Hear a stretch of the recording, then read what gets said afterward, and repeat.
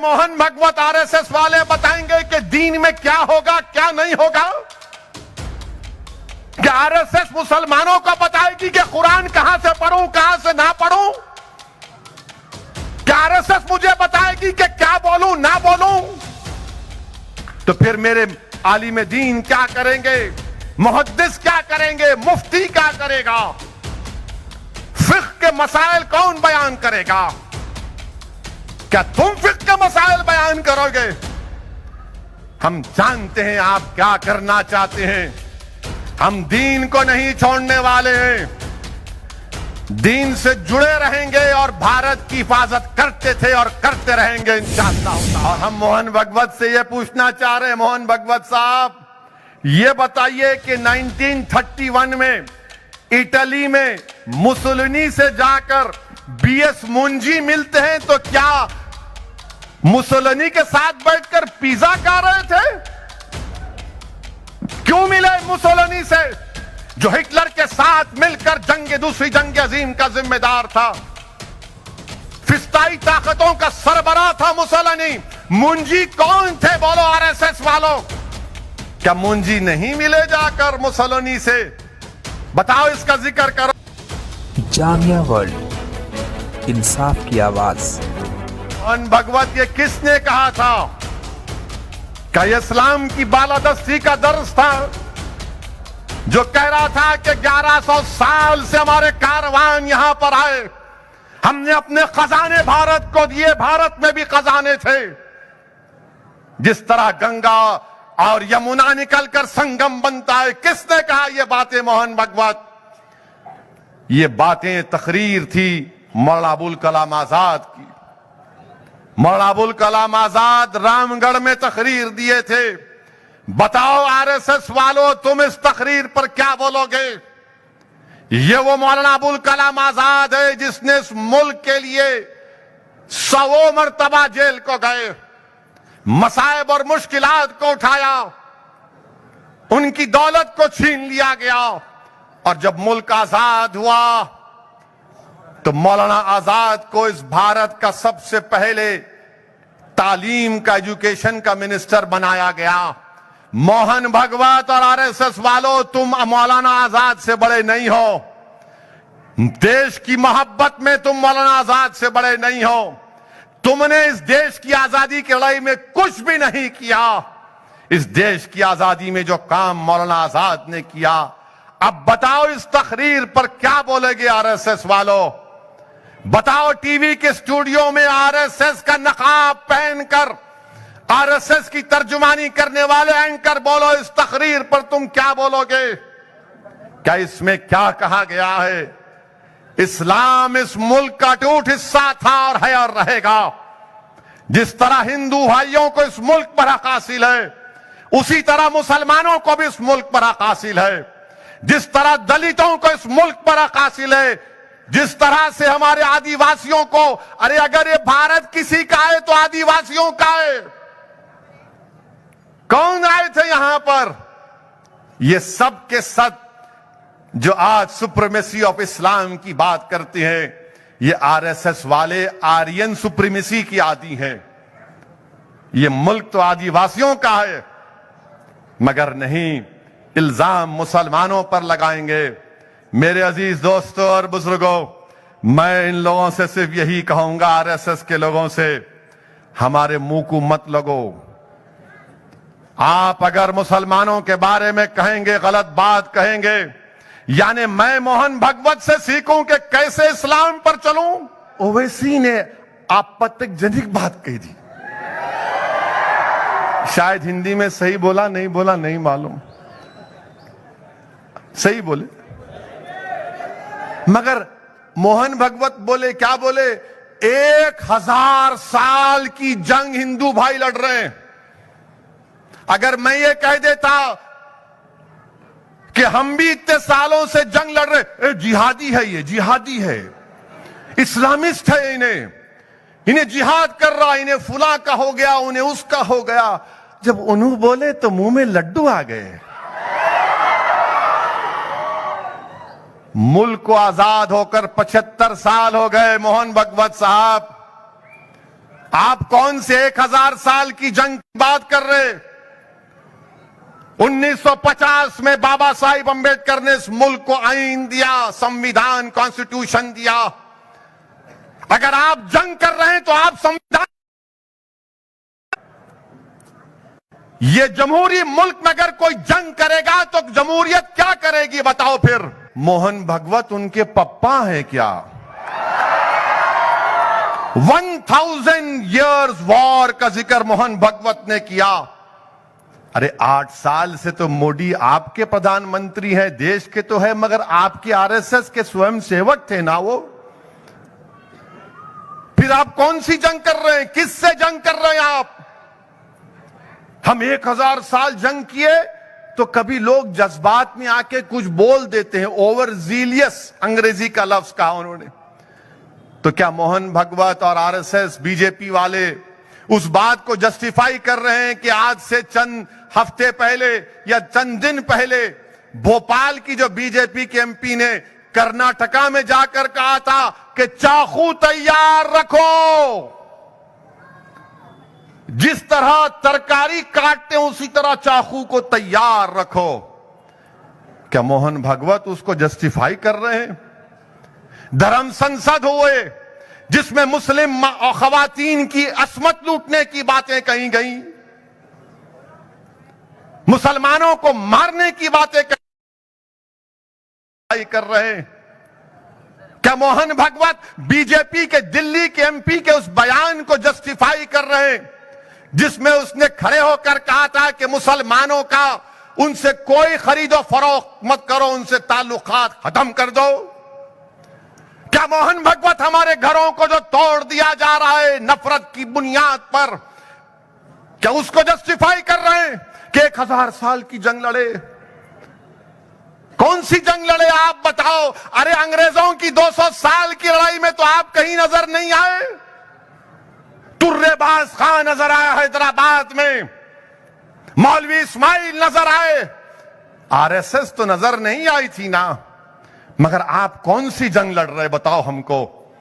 क्या कोई टीवी वालों को पूछना नहीं चाहिए आरएसएस वालों को बिठाकर, अरे बताओ ये कौन सी 1000 साल की जंग है?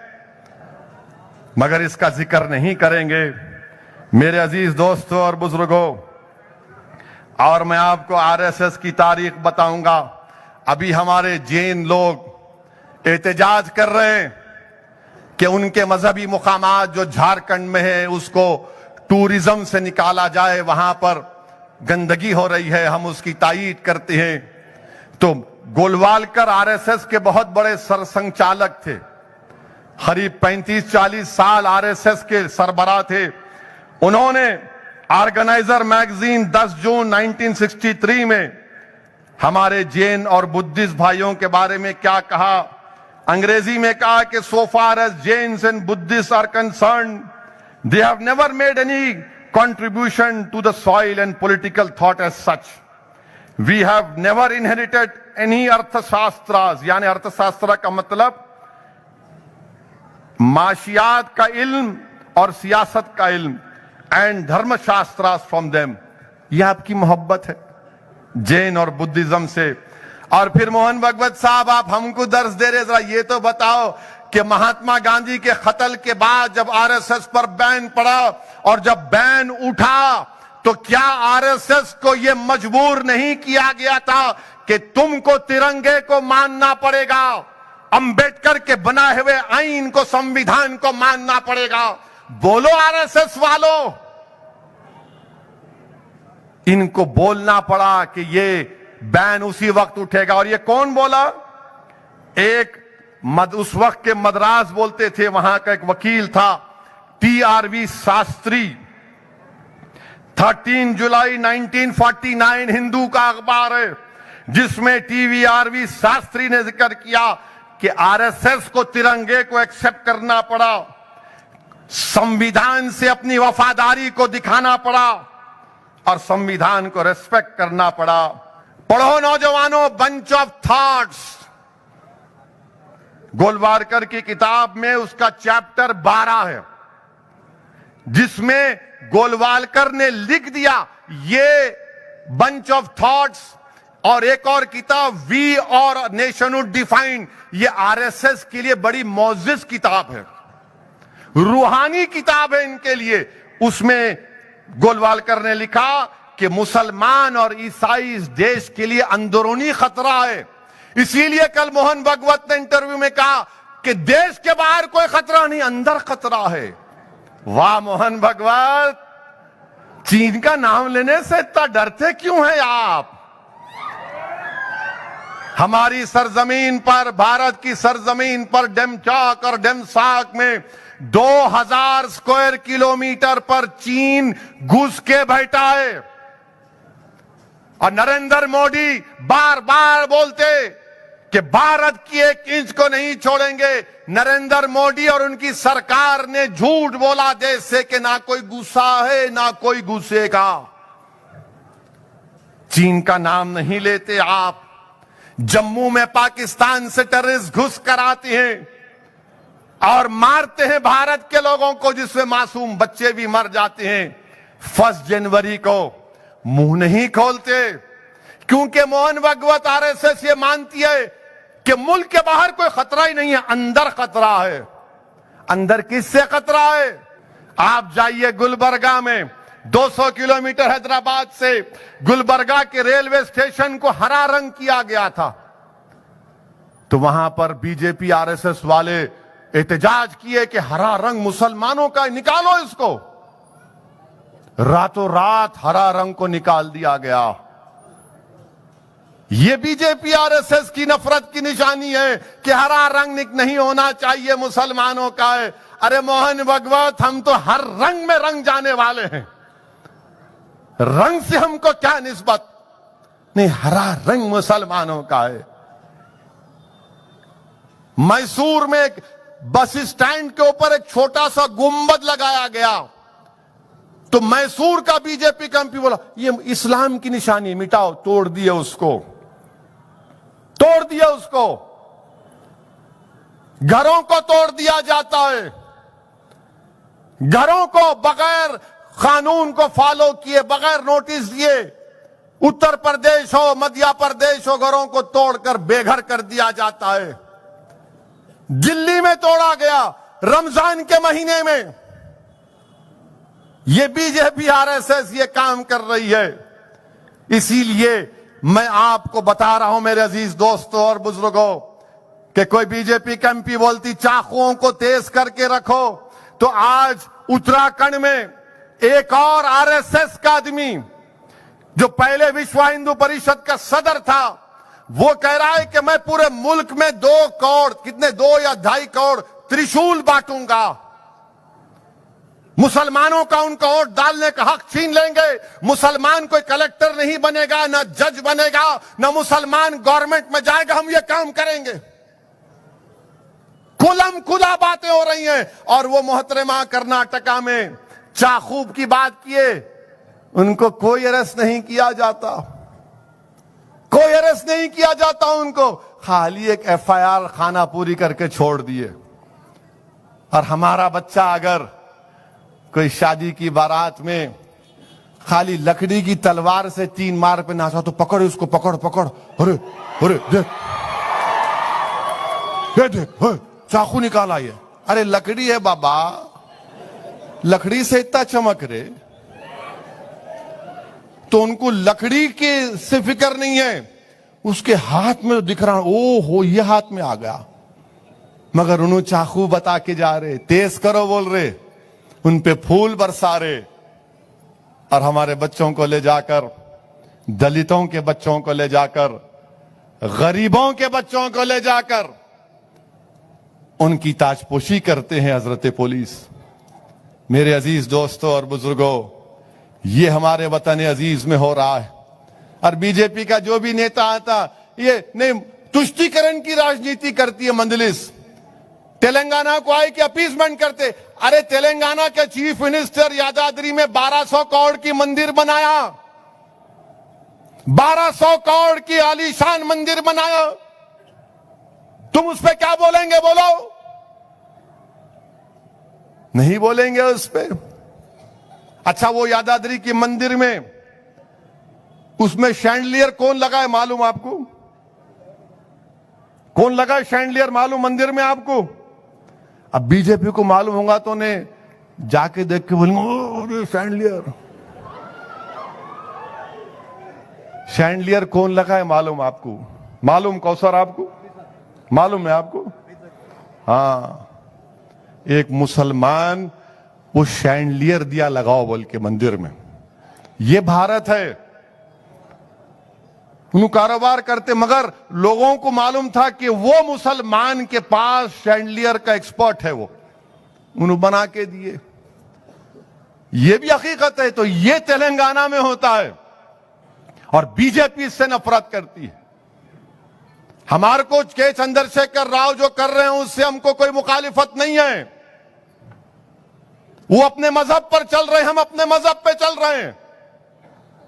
सबको अपने मजहब पर चलना चाहिए। यही तो इस मुल्क की खूबसूरती है कि इस पूरी दुनिया में अगर कोई मुल्क है जहां पर हजारों की तादाद में तहजीबें हैं तो भारत है।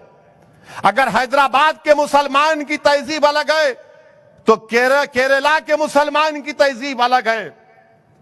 अगर केरला के मुसलमान की तहजीब अलग है तो एक तमिलनाडु के मुसलमान की तहजीब अलग है।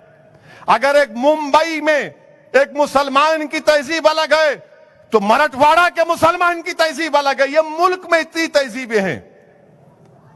यहां पर बिरयानी खिलाई जाती, औरंगाबाद में नान खलाई खिलाई जाती। ये तहजीब का हिस्सा है। मगर बीजेपी को एक ही बात बोलती, नहीं नहीं नहीं, कुछ भी नहीं होना। एक झंडा, एक कल्चर, एक मजहब, बाकी सब बर्खास्त। माने तीन चीज, एक मजहब, एक कल्चर, एक झंडा। झंडा तो एक ही है, मगर आप झंडे को कब माने? जब आपका बैन हट रहा था। उससे पहले तो ऑर्गेनाइजर मैगजीन में लिखा गया था ये तीन रंग अशुभ है। बोले उन्होंने बोले नहीं, तीन है अशुभ है, ये नहीं मानते इसको हम। अबे तेरे को मानने के लिए कौन बोला? देश मान लिया, तुमको ही मानना पड़ा बाद में। अब आरएसएस वाले हमको सिखा रहे, नहीं आपको भारत में रहना है तो इस्लाम की बालादस्ती को छोड़ना पड़ेगा। मोहन भागवत साहब, अगर आप किसी अम्मा के पास जाएंगे, किसी मां के पास जाएंगे, आप एक 4 माओं को बिठाओ, उसमें हर किस्म की मां होगी, उसको पूछो तेरा बेटा या तेरी बेटी तुझसे कितनी मोहब्बत करती? उन्हें बोलेंगी मेरी जान है ये, दुनिया की सब दौलत छोड़ दो, मेरी औलाद मेरे लिए कीमती है। ये मां बोलती है। मगर आप बोल रहे नहीं, तुम्हारी पसंद नहीं, हमारी पसंद, एक कल्चर, एक जबान। कैसा होगा भारत में? कहां होगा भारत में? ये भारत की खूबसूरती को कोई नहीं बिगाड़ सकता। मैं जानता हूं कि आज की इस तकरीर के बाद बहुत से लोगों को पेट में दर्द होगा, पेंचिश होगी, और पेंचिश का इलाज एक ही है मेरे पास, जिंदा तिलिस्मात के 2 कतरे मुंह में आ करके डाल लो। मैं अपनी जबान को रोकने वाला नहीं हूं, मैं बोलूंगा बराबर। और सुनो मेरी इस बात को, आप 2024 में बीजेपी को हम हरा सकते, इस देश हरा सकता है इंशाअल्लाह ताला। कहां बीजेपी की हुकूमत खुद की ताकत पर बनी? उत्तर प्रदेश में 1, गुजरात में 2 और आसाम में 3। अब जब मध्य प्रदेश में सरकार बनी, कैसे बनी? मेरे से नहीं बनी। कांग्रेस के जो बेवकूफ अहमक लोग थे उन्होंने मोदी के पास पैरों पे गिर गए, उनके 24 एमएलए चले गए, मध्य प्रदेश में हुकूमत बन गई। कर्नाटका में कुमारस्वामी और कांग्रेस की हुकूमत थी, उसमें से 24-25 उधर कुलाठी मारे। माने बंदर भी देख के बोलता हूंगा अब्बा, मैं एक झाड़ से एक झाड़ कुलाठी मारता हूं, ये बीजेपी में कितने कुलाठियां मार के जा रहे तुम लोग।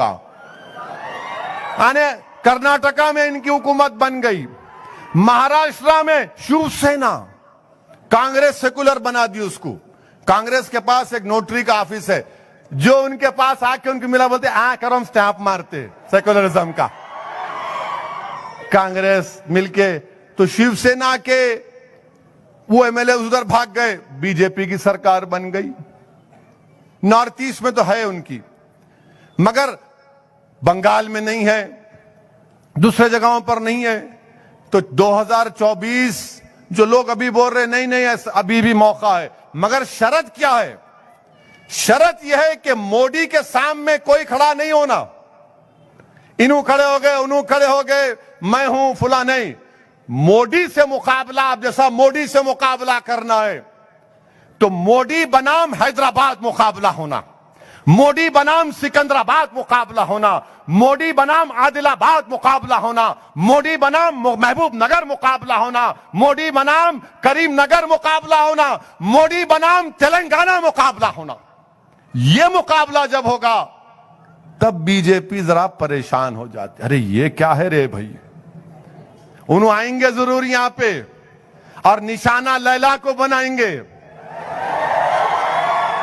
मगर मुझे मालूम आप मुझे कितना चाहते हैं। सबके निशाने पर मैं ही हूं, चाहे बीजेपी हो या कांग्रेस हो, एक ही लगता है इनको। कांग्रेस बोलती नहीं इन्हों सेकुलर नहीं है, बीजेपी बोलती इन्हों मुल्क के वफादार नहीं है। आप क्या दुकाना खोल के बैठे हुए हैं चाचा की है? आपकी दुकान के पास मैं कभी नहीं गया, ना जाऊंगा इंशाअल्लाह ताला। अब ये कांग्रेस के 50 साल के हो गए, अब बोल रहे मेरे को सर्दी से डर नहीं लगता। 50 साल में कोई बोलता मैं सर्दी को मार दिया? हाँ, बेचारा जो गरीब रोड पे सोता है वो क्या बोलेगा? क्या है इन्हें, है वो क्या गया इसको, मैंने सर्दी को मार दिया। अब क्या बोलेंगे? बोल सकते हो उन्होंने। फिर वो ना सिर्फ वो बोले बल्कि वो भी बोल दिए 50 साल की उम्र में, 52 के है उन्होंने।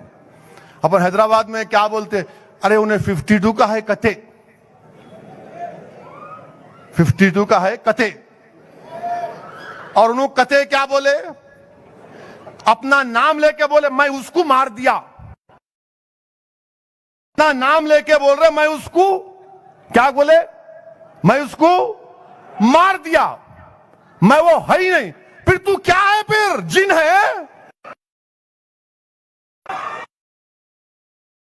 मार दिया। अगर मैं वो बोला मैं अपने आप को मार दिया तो बोलेंगे उठो भाई इसको ज्यादा ही हो गया, इनको आप चलो, इनको दौरे पड़ रहे। उन्होंने बोल रहे और मीडिया वाले हाँ, मैं अपने आप को मार दिया, मैं अपने आप को खत्म कर दिया। अरे बाबा फिर तू खत्म हो गया तो फिर क्या है यहां पर? नहीं मालूम, शायद उनके पास मौकिला होंगे उनके, नहीं मालूम, मेरे कहने तो नहीं है। मगर ये कांग्रेस का हाल है, ये कांग्रेस का हाल है। अब इन्होंने भी जा रहे। देखो याद रखो, सालार हमारे को एक चीज सिखाए थे, पाशा खादरी भी गवाह है कि मरहूम कायद सालार, जो मैं आज जो कुछ भी सियासत मुझे थोड़ी बहुत आती, वो जो मैं चंद महीने अपने वालिद के साथ दारुसलाम में अपनी कामयाबी के बाद जब मैं बैठता था दारुसलाम में, तो मरहूम कायद कितनी बातें मेरे दिलो दिमाग पर नक्श कर दी अल्लाह ने। कि सालार हमेशा कहते थे कि अपने दुश्मन के घर पे जाके नहीं लड़ना, अपने दुश्मन के घर पे जाके नहीं लड़ना, यानी उसकी ताकतवर जो एरिया है उस पे नहीं लड़ते आप। अब दंगल में जैसे तेलंगाना केसरी हुई तो दोनों पहलवाना क्या करते, उसकी कमजोरी पे अटैक करते, दाव जो लगाते कमजोरी पे लगाते, ताकतवर उस किस्से पे नहीं लगाते। इन्हों जो है उन्होंने ताकतवर पे दाव लगा रहे। अब कहां जीतेंगे बोलो आप? उन्होंने छटे हुए हैं, उन्होंने बहुत छटे हुए हैं, उन्होंने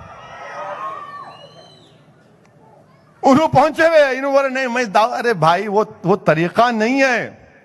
दुश्मन के घर पे जाके नहीं लड़ते, उसको घर से निकालना, निकल प्यारे आ तो सही आ। जब उन्हें बीच में आता, जब मुकाबला करना आप उससे, जैसा मैं बोला, हैदराबाद बनाम मोदी मुकाबला होना, तेलंगाना बनाम मोदी मुकाबला होना, मुकाबला उसमें मजा आता। मगर अगर ये अहमक लोग खड़े हो गए, नहीं नहीं नहीं इन्हीं हरा सकते बोलते, फिर जाओ तुम भी डूब जाएंगे। तो इसीलिए हम कह रहे हैं, ये हमारी नाकिस राय है। अब सुनते तो सुनो, नहीं सुनते तो मत सुनो, हमको क्या करना है। मेरे को वजीर आजम बनने का ना कभी ख्वाब है ना कभी इंशाअल्लाह रहेगा। मेरा एक ही मकसद है कि भारत में जो गरीब है, चाहे वो हिंदू हो, मुसलमान हो, दलित हो, आदिवासी हो, उनके हुकूक मिलना चाहिए। भारत में तो दलित, मुसलमान और आदिवासी है, इनको ताकतवर बनना चाहिए।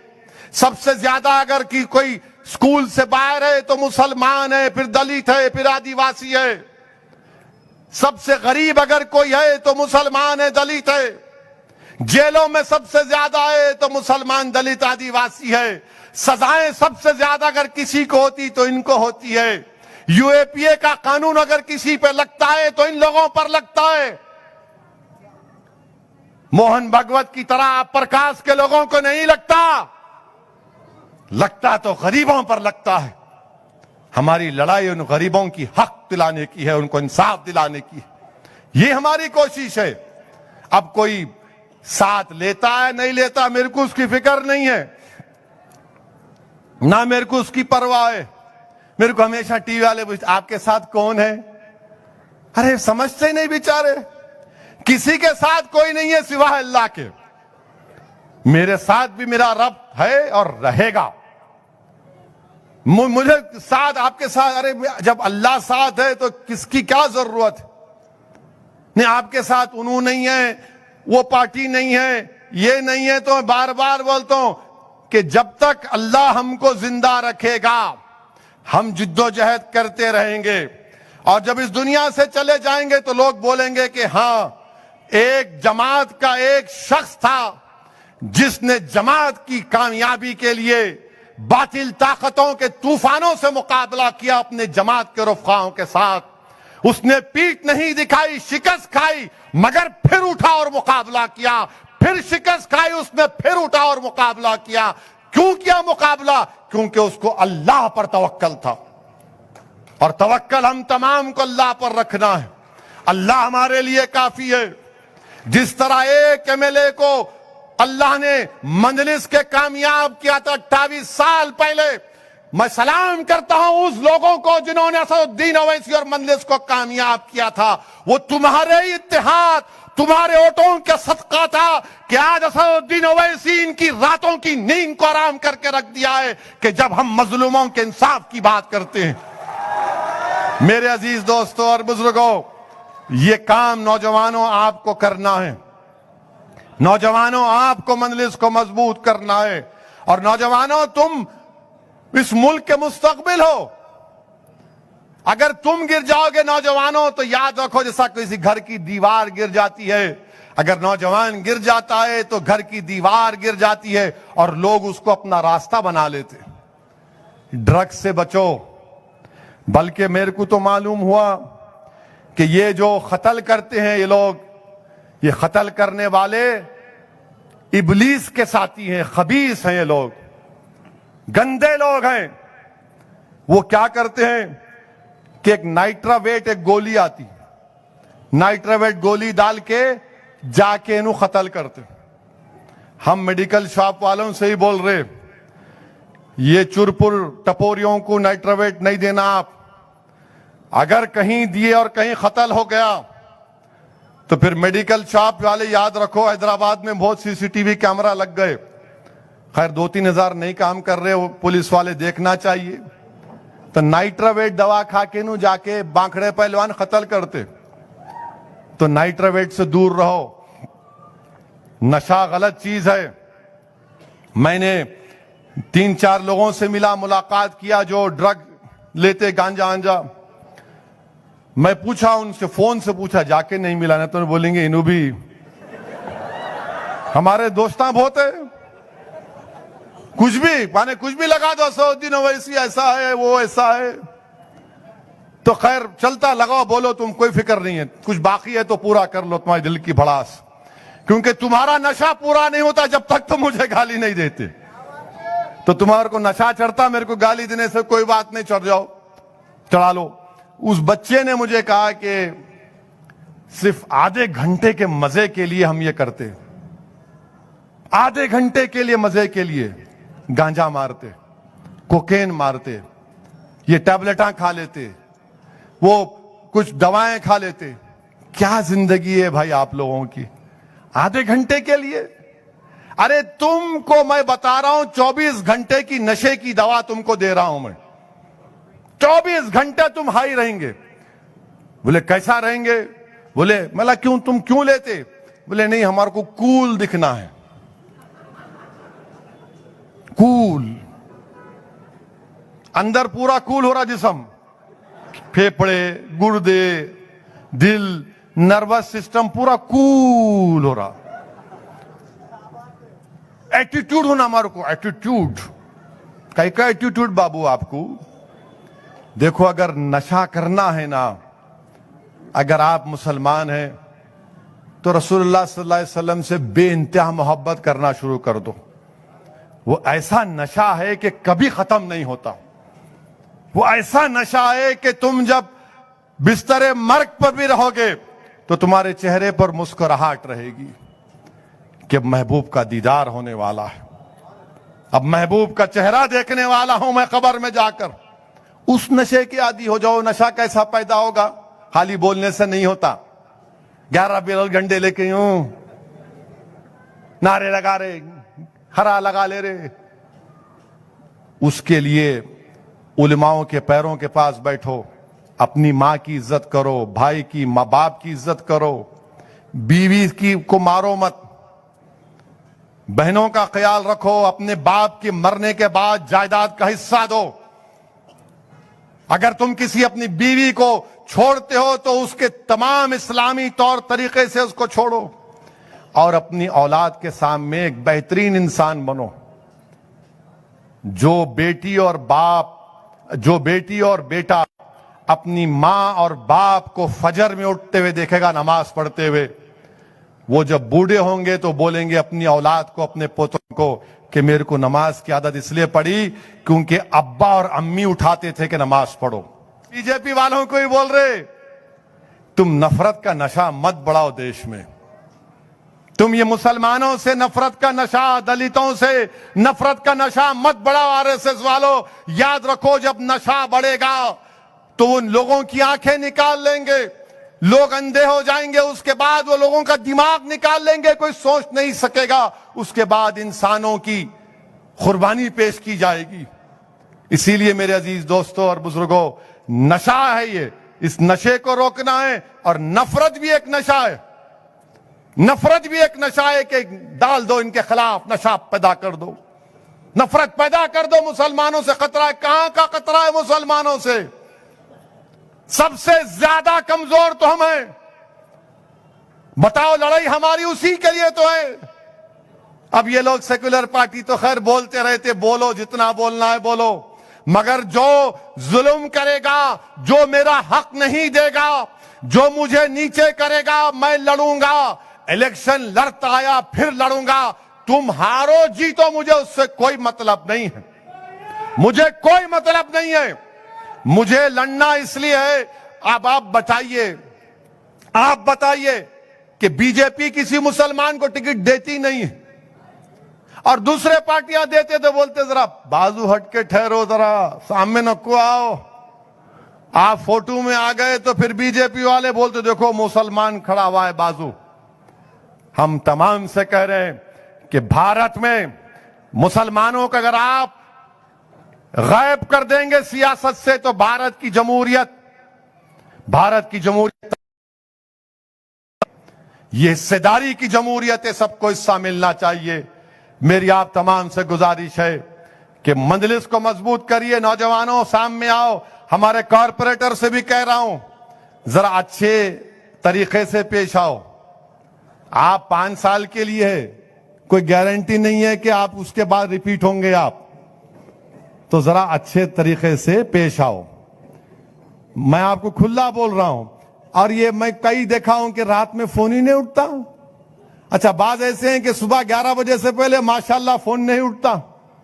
रात में भी फोन खुला रखो, क्योंकि रसूलुल्लाह सल्लल्लाहु अलैहि वसल्लम की सुन्नत है ये।